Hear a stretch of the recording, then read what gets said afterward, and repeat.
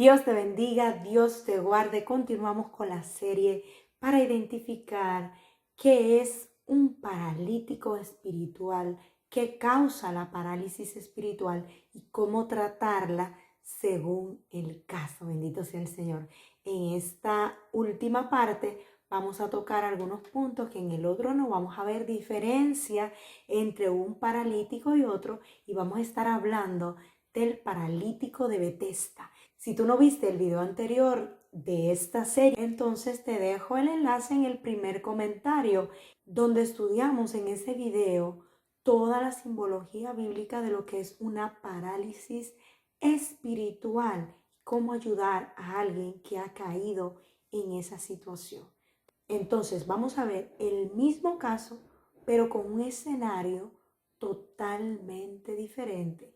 ¿Cuál es la diferencia entre aquel y este? Así es que no te lo pierdas. Te recomiendo que si te interesa ver realmente la serie, vayas primero a aquel video que es la primera parte y luego regreses a este. Así es que Dios te bendiga y sin más preámbulo, comencemos. Vaya conmigo al Evangelio según San Juan, capítulo 5, versículos del 1 al 9. Dice así en el nombre de Jesús. Después de estas cosas, había una fiesta de los judíos y subió Jesús a Jerusalén. Y hay en Jerusalén, cerca de la puerta de las ovejas, un estanque llamado en hebreo Betesda, el cual tiene 5 pórticos. En estos yacía una multitud de enfermos, ciegos, cojos y paralíticos, que esperaban el movimiento del agua, porque un ángel descendía de tiempo en tiempo al estanque y agitaba el agua. Y el primero que descendía al estanque después del movimiento del agua quedaba sano de cualquier enfermedad que tuviese. Y había allí un hombre que hacía 38 años que estaba enfermo. Cuando Jesús lo vio acostado y supo que llevaba ya mucho tiempo así, y le dijo: ¿Quieres ser sano? Señor, le respondió el enfermo, no tengo quien me meta en el estanque cuando se agita el agua, y entre tanto que yo voy, otros descienden antes que yo.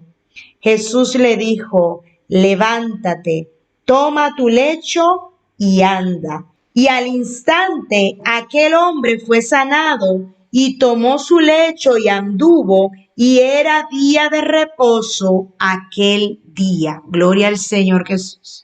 Y me gustaría que viéramos como un paralelismo cuál es la diferencia entre uno y el otro. Bendito sea el Señor. Los dos tienen la columna lesionada. Los dos son paralíticos. Versículo, estoy en el Evangelio según San Juan, capítulo 5. Y ahora vamos a mirar, escuche bien, el versículo 14.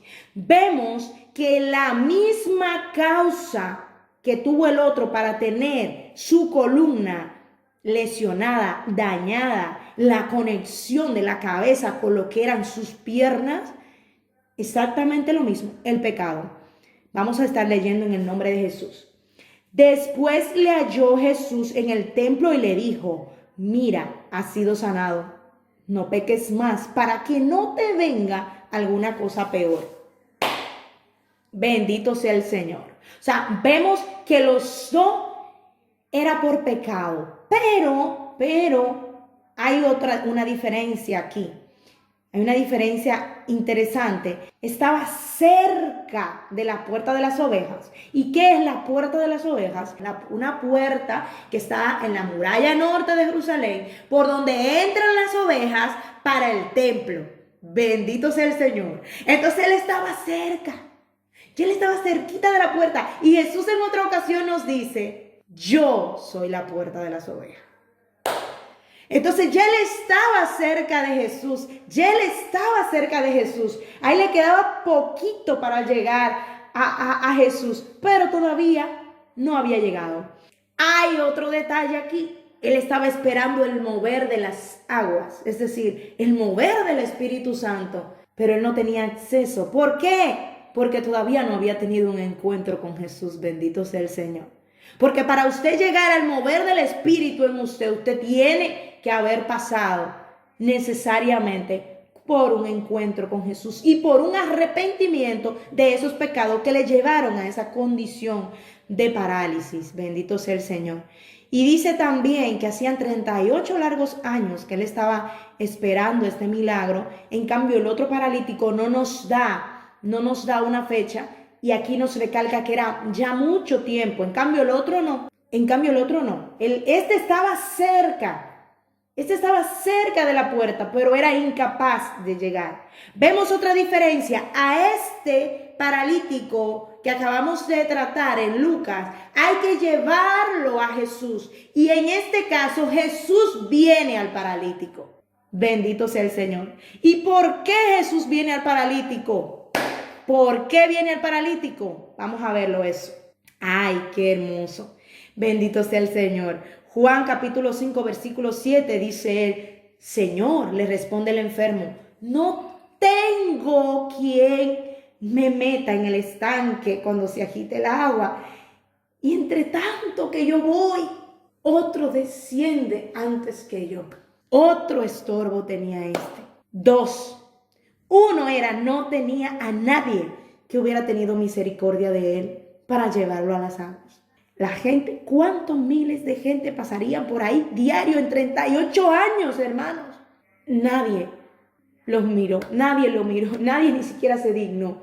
Y dice, y otro desciende antes que yo. Claro, porque el otro había tenido el encuentro antes. Y esto también a él era un estorbo. Vemos que los dos paralíticos tenían el mismo problema, miraban en los demás un problema, un obstáculo. Bendito sea el Señor. Los dos veían ese estorbo. Los dos estaban paralíticos por la misma condición. Y mire lo que les dijo en el versículo 13, lo que les decía antes. Y el que había sido sanado no sabía quién fuese, porque Jesús se había apartado de la gente que estaba en aquel lugar. Es decir, Jesús lo sana y automáticamente se va del lugar. Él nunca había visto a Jesús, así que él no sabía ni siquiera quién lo perdonó.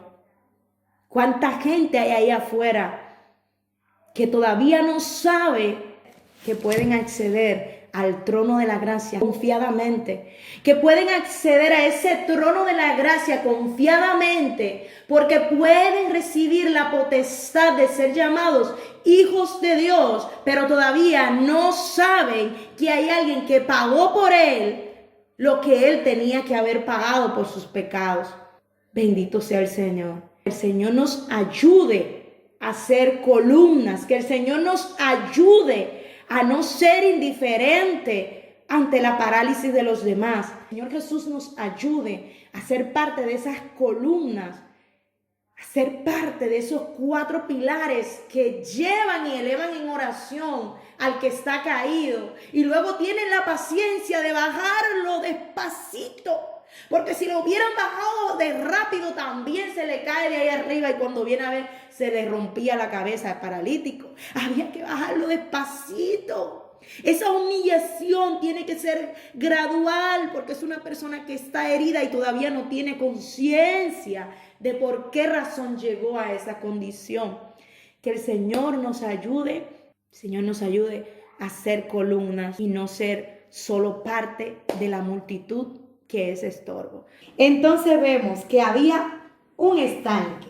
Y cuando pensamos en un estanque, como lo dice la palabra, no es una agua que está fluyendo, sino es una agua que está delimitada, que está contenida en un sitio, vamos a decir, ya sea en una fuente, ya sea en lo como se llama, en un estanque, en algo que está delimitado. No es un agua que está fluyendo constantemente. De hecho, nos va a decir más adelante que para que esa agua pudiera tener movimiento, quien venía y la movía de tanto en tanto era un ángel. Entonces, vemos aquí que nos da otro elemento de lo que es este estanque, que tenía 5 pórticos. Los pórticos son como unas especies de galerías muy pequeñas que tienen unas columnas. Entonces vemos que estaba como resguardado este estanque de la gracia. Estaba resguardado por esos 5 pórticos. Agarren eso ahí. Entonces, cuando vemos también el número 5, siempre, miren, es capítulo 5 y habían 5 pórticos. Y eso en otra ocasión yo se lo había explicado, que el número 5 lo que significa es compasión, gracia y misericordia. Por esa razón nos narra la Biblia que cuando él vio allí a los 5,000 hambrientos, que eran más, pero la Biblia solamente nos registra 5,000, y había 5 panes y 2 peces, y él fue movido a compasión. O sea, nos está hablando ahí totalmente de la simbología de este número. Dice en el versículo 3, en estos, o sea, en ese ambiente, en ese lugar donde había ahí, yacía una multitud de enfermos. Es decir, había un montón de gente que estaba ya desahuciada por los médicos. Ahí no iba alguien que le dolía la cabeza, ay, me duele la cabeza, o me dio un tropezón, se me rompió una uña, me voy para el estanque de Bethesda. No. Ahí estaban las personas que habían sido desahuciadas por los médicos y que necesitaban un milagro de Dios. ¿Por qué? Porque esto venía de tanto en tanto. Ellos no sabían cuándo iba a venir el milagro, ellos no sabían cuándo iba a suceder. Entonces, una persona que tiene algo, vamos a decir, temporal, no se dispone a esperar a cuándo va a suceder. No, la persona se tomó una pastillita, en ese tiempo, vamos a decir, se tomaba un té de algo, o se envolvía con algo, iba resolviendo con eso. Entonces vemos que aquí, esos enfermos que estaban ahí, eran personas que no tenían una solución médicamente hablando. Y nos narra, había muchos enfermos, pero nos menciona 3 tipos de enfermedades específicas. La primera que nos dice es ciegos. Y una de las características de una persona que está ciega, ojo aquí, el que está ciego está dependiente de los demás. Realmente está en tinieblas porque no puede ver lo que tiene delante. Habita en tinieblas. Es una persona que habita en tinieblas y que necesita que otro le guíe. Entonces está dependiendo de otro, pero no solamente eso, sino que si tiene, por ejemplo, un palito de estos que usan las personas invidentes y van tocando hacia adelante, van golpeando para poder encontrar el camino. Van golpeando lo bueno, lo malo, lo que sea adelante, van golpeando. Espiritualmente hablando, este tipo de gente es esta gente que aunque está ahí, porque estaban, ahora lo vamos a mirar, estaban cerquita de lo que era el templo, aunque tienen conocimiento de Dios, aunque están ahí, esta persona espiritualmente hablando son dependientes de otro y tienden a golpear a los demás porque están en tiniebla, no saben ver lo que es el camino que deben seguir. Seguimos, los cojos. El cojo necesita, lo mismo que habíamos dicho antes, necesita una vara, necesita algo para apoyarse, porque solo no puede. ¿Por qué? Porque tiene un solo pie bien. El cojo tiene un solo pie bien. ¿Qué significa? Que los pasos de esa persona, de ese creyente, no son unos pasos rectos que lo llevan hacia un destino específico, sino que para él poder llegar a ese destino necesita valerse de esta muleta o de ese soporte, y viene a ser muy parecido a lo que es el ciego, dependiente de algo externo a lo que es él. Hay un detalle aquí en esa palabra la palabra parálisis. Esta persona tenía esta parálisis, es decir, él quería llegar al estanque. Su anhelo, el anhelo de él era ir a ese estanque y poder recibir esa sanidad, Vemos que llevaba 38 largos años. Ustedes saben, eso se dice rápido, hermanos, pero 38 años, eso es toda una vida. Eso es toda una vida. Llevaba él ahí. Y realmente cuando nos ponemos a mirar eso, ustedes se pueden imaginar la impotencia que sentía él cada vez que él veía moverse esas aguas, que veía ese estanque mover el agua, y él en su mente ya había llegado, pero el cuerpo no le respondía. Y dice aquí, hermanos, que el primero que descendía al estanque después de ese movimiento era que quedaba sano de cualquier enfermedad. Escuche esto. Y él le dijo, en el versículo 7 dice, no tengo quien me meta en el estanque cuando se agite el agua. Wow, qué triste realmente. Es descorazonador esa respuesta que él le da a nuestro Señor Jesús. Hermanos, en este tiempo, espiritualmente hablando, hay mucha gente así. Hay mucha gente que lo que es el mover del Espíritu de Dios en ellos lo ven en todo el mundo. Ellos ven cómo todo el mundo recibe lo que le está pidiendo a Dios, pero ellos solamente lo pueden ver de lejos. No pueden llegar a eso, no pueden acceder a esto. ¿Por qué? Porque se han hecho dependientes de que otro lo lleve. Empiezan a mirar, a poner su mirada en humanos, bueno, es que el pastor a lo mejor no predica de esto, o es que mi iglesia no hace esto y debería hacer aquello. Y no empieza a buscar a quién, al que mueve las aguas. ¿Quién es el que manda que mueva las aguas? Que es el Señor mismo. Él es el que manda que se muevan las aguas. No es el que me lleva al estanque el que la mueve, sino el que manda. ¿Quién es que manda? Ahí nos representa simbólicamente hablando el agua, uno de los símbolos bíblicos que tiene el Espíritu Santo de Dios. Las aguas es símbolo del Espíritu Santo de Dios. Entonces, esas aguas, cuando se movían, cuando eran los ministros, porque cuando estemos estudiando esa área de los ángeles, lo vamos a entender mejor. Los ángeles son los que ministran los dones, los que ministran las sanidades, los que ministran todas estas demás cosas, que eso lo vamos a ver luego. Pero vemos que no son los ángeles los que causan la sanidad, sino que ellos administran, ellos son los que ministran, ellos son los que ministran esos dones. Entonces, qué bonito, hermanos, cuando nosotros tenemos ese encuentro directo con Jesucristo mismo y podemos ser capaces de no depender de otros, sino de levantar ese lecho, como dice el versículo 8. Jesús le da 3 órdenes. La primera es levántate. Déjate de estar dependiendo de otro. Déjate de estar esperando misericordia de otro humano igual que tú. El único que tiene la misericordia infinita, el único es el Señor Jesús. No busques misericordia en nada más. Espabilate.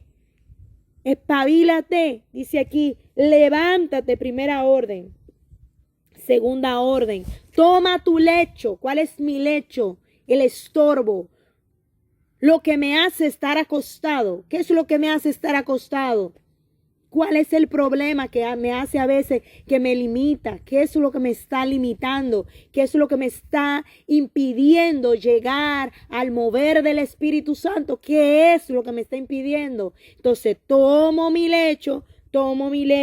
Y la tercera, anda. ¿Qué te dice? Sé independiente. Dependiente solamente del mover del Espíritu Santo, no dependiente de otro humano igual que tú, que va a ayudar a que le caiga mejor. Pero no va a andar cargando a todo el mundo, porque a los 3 días, el humano te ayuda 3 días, y a los 3 días dice que bueno, hermana Petronila, nos vemos, cuídese, amén, estoy orando por usted. Y te suelta, el humano te suelta. Por eso es que aquí nos dice, toma tu lecho, quita ese obstáculo, lo que te está impidiendo realmente llegar a Dios, y anda. O sea, no dependas de humano. Y dice, Versículo 9, y al instante aquel hombre fue sanado, tomó su lecho y anduvo, y era día de reposo aquel día. El día de reposo aquí representa lo que era el día del Señor, el día que el Señor dijo que descansó.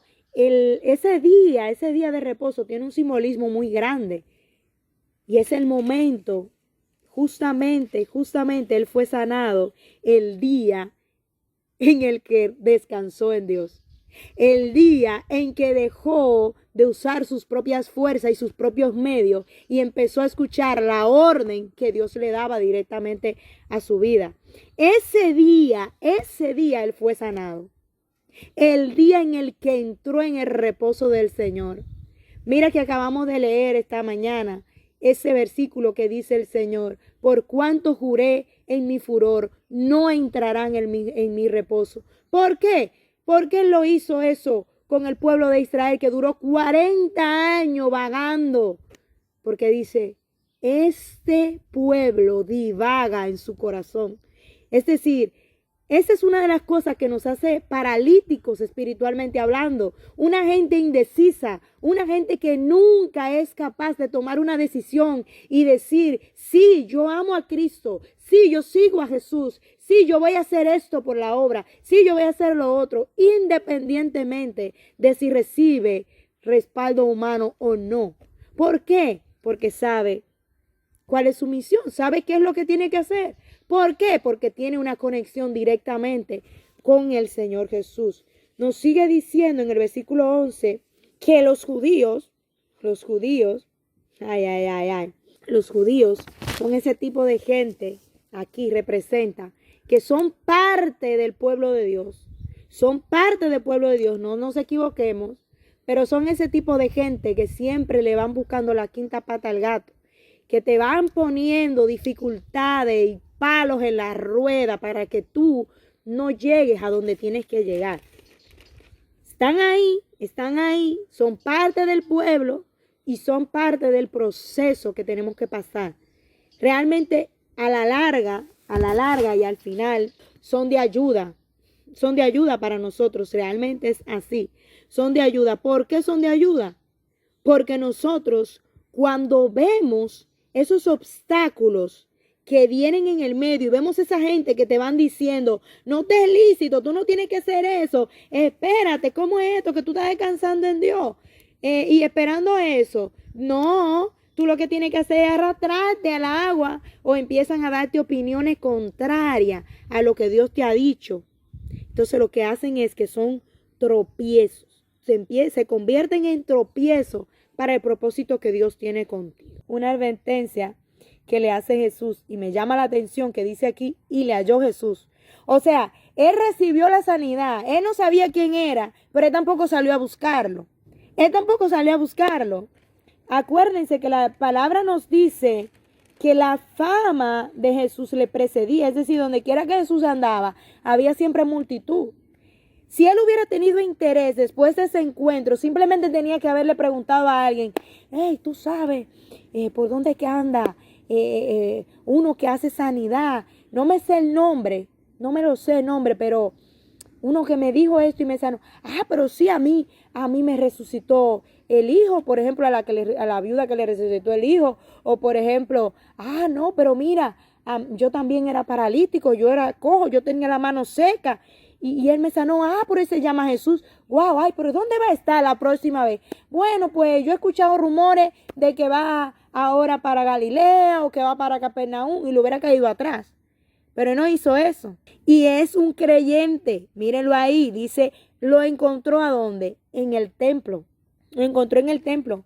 Pero él no salió a buscarlo a Jesús. Y ahora usted me va a decir, pero estaba en el templo, hermana. Sí, pero es que Jesús no es en el templo que yo lo encuentro. A Jesús yo lo encuentro cuando yo salgo a buscarlo. Jesús va conmigo al templo porque Jesús tiene que estar en mí.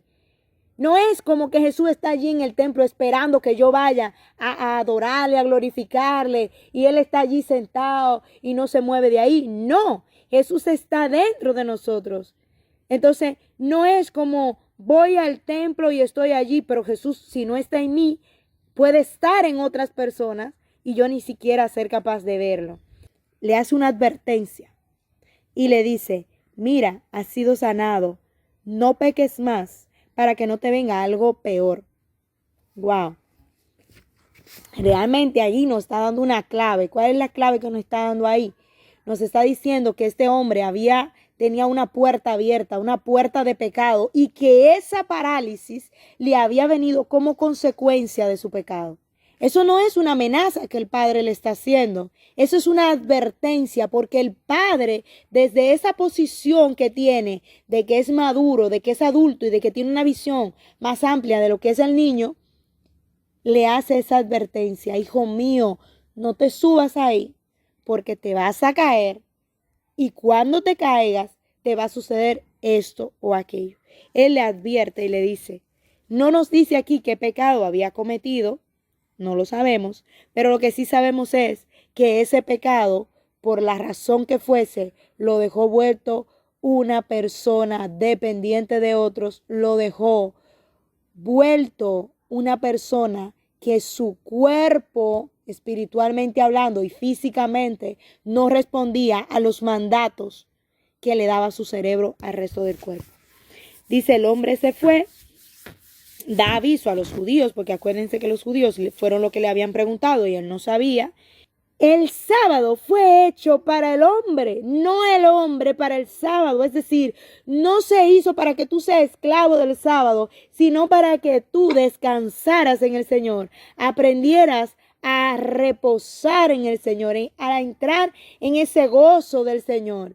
Y esta gente lo volvieron dogmas, lo volvieron reglas, lo volvieron algo que realmente tenían cualquier cosa menos reposo. Esta era gente que no eran capaces ni siquiera de alegrarse, hermanos, ni siquiera de alegrarse de que otro hermano ya no fuera paralítico. No eran capaces de alegrarse de que otro hermano ya no fuera dependiente de ellos. Miren el nivel que llega una persona cuando se vuelve un religioso. Cuando se vuelve un religioso, empiezan a decirte mucha gente, hasta rueda suelta, empiezan a decirte un montón de cosas raras, pero es pura religiosidad, porque la rueda suelta no es eso. La rueda suelta es cuando usted se sale de lo que es la doctrina y del evangelio de Dios. No es cuando usted dice, no me conformo, yo quiero saber. Yo quiero conocer a ese Jesús. Yo quiero conocer a ese Señor. Si la Biblia me dice que todas las escrituras me hablan de Él, yo no voy a vetar un trozo de las escrituras. No lo voy a hacer. Lo que tengo que hacer es decirle al Señor, Señor, muéstrame en este tiempo qué me quiere decir eso. Que ya no me quiere decir lo mismo que le decía a ellos en ese tiempo, que era literal así. Ahora el Señor lo que me está diciendo a mí, entra en el reposo, entra en el gozo de tu Señor. Aprende a depender de Él. Aprende a enfocarte en Él, a poner la vista en Él, a tener una relación directa con Él, sin intermediario, porque ya yo quité con ese sacrificio que hice en la cruz del Calvario, se ha rasgado el velo, ya tú no necesitas que otra persona interceda por ti, ya tú puedes acercarte al trono de la gracia confiadamente. Entonces, cuando nosotros aprendemos eso y entendemos eso, entonces nos salimos de ese estado de parálisis que nos lleva el pecado. El pecado estando en el camino, que no se nos olvide eso, estando en el camino. Aquí no estamos hablando de una gente que estaba lejos de Dios, dice, cerca de la puerta de las ovejas, estaba cerca, pero no era capaz de atravesar la puerta por sí mismo. Vamos a pedirle al Señor que nos ayude, que nos dé fuerzas para nosotros poder tomar, si tenemos algún tipo de parálisis en nuestras vidas, nosotros ser capaz de hacer esas tres cosas que el Señor Jesús dijo. Me levanto, tomo mi lecho y ando. ¿qué hago? Me levanto, me hago independiente del humano. El humano siempre tiene cosas raras y siempre se vive poniendo cosas, obstáculos. No, no, no, no. Me levanto en el nombre de Jesús. Me levanto. Tomo mi lecho. ¿Qué hago? Todo lo que me impide llegar al mover del Santo Espíritu de Dios, lo quito. Todo estorbo lo tomo en mi mano y lo quito de en medio. ¿Y qué hago? Ando. Empiezo a dar pasos. Empiezo a dar pasos. No me quedo ahí. No es solo me levanto y tomo mi lecho. No, no. Necesito hacer esa tercera cosa. Andar. Ponerme en movimiento. Y espiritualmente hablando es, ¿qué es lo que el Señor nos está llamando a hacer en este tiempo? ¿Qué es lo que el Señor nos está llamando a hacer? El maligno está poniendo mucho entretenimiento. Mucho entretenimiento. A los carnales le pone entretenimiento en el mundo. Y a los espirituales le pone entretenimiento de problemas. Métaselo en la cabeza. En el mismo momento en el que yo estoy pensando en el día, más en mi problema que en Dios, ya hay un problema aquí. Ya estoy distraída. Ya estoy desenfocada. Ya estoy entretenida en algo que no es Dios. Vamos a pedirle al Señor que nos ayude, que nos guarde y que cuando nosotros identifiquemos que algo nos está estancando, nosotros seamos capaces de levantar la vista al cielo y decir, Señor, me levanto en tu nombre, que es sobre todo nombre. Guía tú mis pasos y ayúdame, Señor, porque yo sola no puedo, porque hay problemas, porque hay dificultades, pero yo sé que no estoy sola, que esos problemas que nos vienen son distracciones que el maligno pone, estorbos que el maligno pone para que nos centremos en ese problema, ya sea la enfermedad, ya sea el hijo, ya sea la hija, ya sea que no hay trabajo, ya sea que no hay papeles, ya sea que fulano está enfermo, ya sea, ¿qué hace? Se desenfoca. El problema está ahí.